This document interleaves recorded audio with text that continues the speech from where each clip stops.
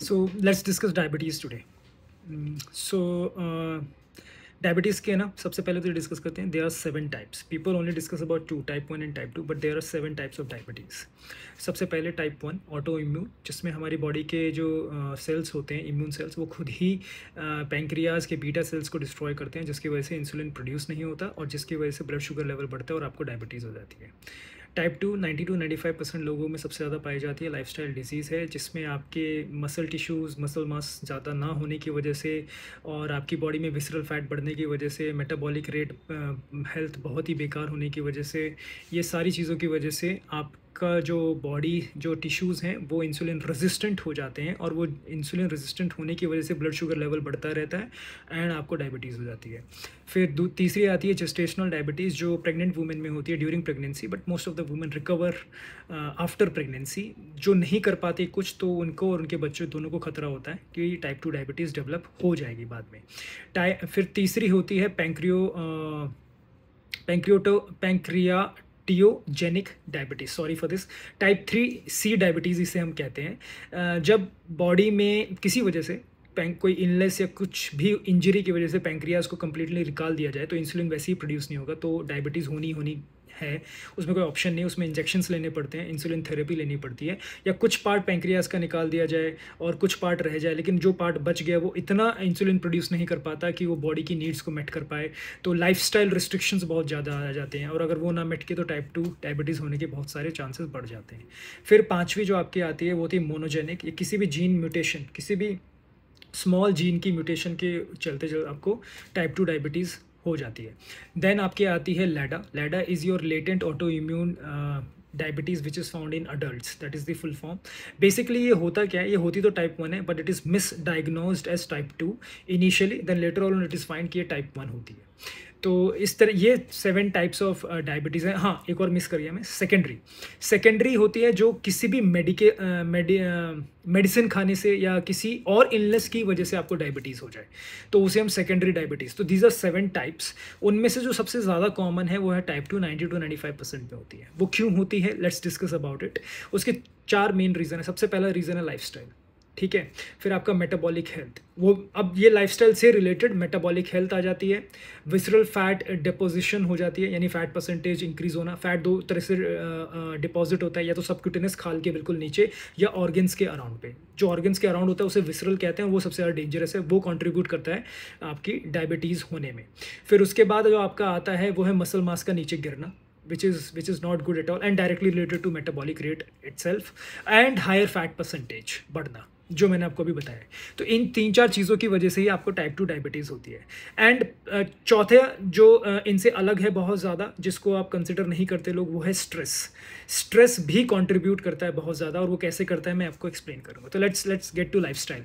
अब कोई व्यक्ति अगर खाना खा रहा है और बाहर का भी खाना खा रहा है, प्रोसेस फूड खा रहा है, लेकिन उसकी लाइफ सेडेंटरी है, वो कोई स्ट्रेंथ ट्रेनिंग नहीं कर रहा, कोई फिजिकल हार्डवर्क नहीं कर रहा, बस पूरे दिन आराम से बैठे हुए हैं, लेटे हुए हैं, यही रहे, तो over the period of time उनकी बॉडी में दो चीज़ होंगे. एक, मसल मास नीचे गिरेगा which will directly impact their metabolic rate गिरेगा, तो इसका मतलब जो एनर्जी का एक्सपेंडिचर है उनकी बॉडी में, नॉर्मली जब वो लेटे हुए हैं, जब रेस्ट कर रहे हैं, वो ऑटोमेटिकली नीचे गिर जाएगा. तो वो थोड़ा सा भी ज़्यादा खाना खाएंगे, वो डायरेक्टली डिपॉजिट हो जाएगा फैट में.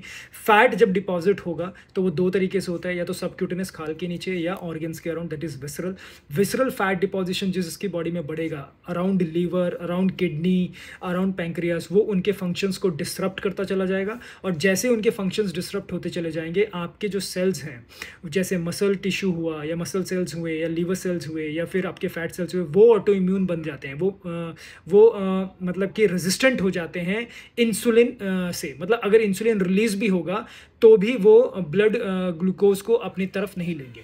तो अब कैसे होता है इसका रिलेशन, मैं आपको बताता हूँ कि क्यों इतना इंपॉर्टेंट है मसल मास और ये क्या फंक्शनैलिटी होती है. तो जब भी हम खाना खाते हैं, हमारी बॉडी में स्टमक में खाना जाता है, ब्रेक डाउन होता है न्यूट्रिएंट अब्जॉर्प्शन के लिए, फिर वो ब्लड में भेज दिया जाता है कि सारे जितने भी सेल्स हैं वहाँ पे न्यूट्रिएंट अब्जॉर्प्शन होगा, वहाँ पे भेज दीजिए. अगर मसल टिश्यू में रिक्वायरमेंट होगी वहाँ पे जाएगा, लीवर में स्टोरेज के लिए वहाँ जाएगा, फैट में स्टोरेज के लिए वहाँ पे चला जाएगा.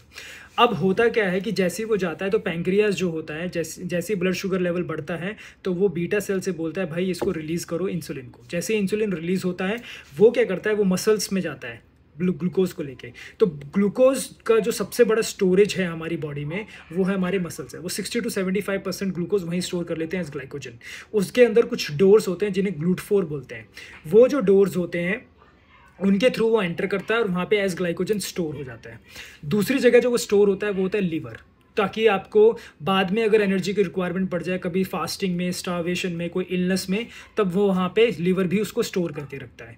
तीसरी जगह होती है अगर आपकी बॉडी में कोई एनर्जी रिक्वायरमेंट है, अगर अभी आप भाग रहे थे खाना खाने के तुरंत बाद, अगर आप भाग रहे हो, चल रहे हो, कुछ कर रहे हो, तो वहाँ यूटिलाइज हो जाएगा। ठीक है, आपकी बॉडी में जब आप सोते हो तो रिपेयर होता है मसल्स का, फिर उसकी उनकी ग्रोथ होती है, उनको और स्ट्रॉन्गर बनाया जाता है, वहाँ पर वो यूज़ हो जाता है, और फिर लास्ट में जो बच गया उसको फैट में स्टोर करके रख दिया जाता है एडिपोज टिश्यूज़ में।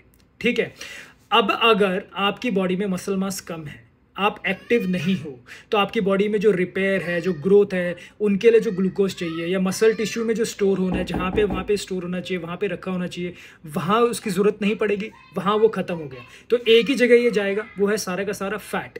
तो वो फैट में जाके स्टोर होता रहेगा। देखिए, माना मैंने कि आप एक्सरसाइज नहीं करते हो, आपके मसल टिश्यूज़ इतने एक्टिव नहीं है, वहाँ स्टोरेज नहीं है, तो एक क्वेश्चन ये भी आ सकता है कि यार हम लोग इसको फैट में स्टोर करते चले जाते हैं, क्या दिक्कत है? बिल्कुल सही, ऐसा हो सकता है कि आप एक्सरसाइज मत करो, आप कुछ भी मत करो, और आपके मसल टिश्यूज़ में और इसमें ये स्टोर नहीं होगा और ये फैट में ही कन्वर्ट होता रहेगा। मान लिया मैंने कि आपके मसल टिश्यू तो बन गए रेजिस्टेंट इंसुलिन के, लेकिन फैट जो सेल्स हैं या टिश्यूज़ हैं वो रेजिस्टेंट नहीं है, वो स्टोर करते रहेंगे। तो आपने बहुत सारे लोग ऐसे देखे होंगे जो बहुत मोटे होते हैं, ओबीज होते हैं, लेकिन उनको डायबिटीज़ नहीं होती। यही रीज़न है उनका कि उनके जो फैट सेल्स हैं वो एक्सपैंड हो रहे हैं, वो एक्सपैंड होते ही जा रहे हैं, राइट। एक तो क्रॉस सेक्शनल एरिया बढ़ रहा है, वहाँ फैट स्टोर हो रहा है और वो मल्टीप्लाई भी हो रहे हैं, राइट। तो उनकी हाइपरट्रोफी भी हो रही है और हाइपरप्लेशिया भी हो रहा है, यानी कि cross sectional area, existing cells का एरिया भी बढ़ रहा है, हाइपरट्रॉफी जिसे कहते हैं, और हाइपरप्लेशिया इन नंबर्स में भी बढ़ते जा रहे हैं। इन दोनों चीज़ों के वजह से उनका फैट परसेंटेज बढ़ता चला जाएगा। जैसे ही वो फैट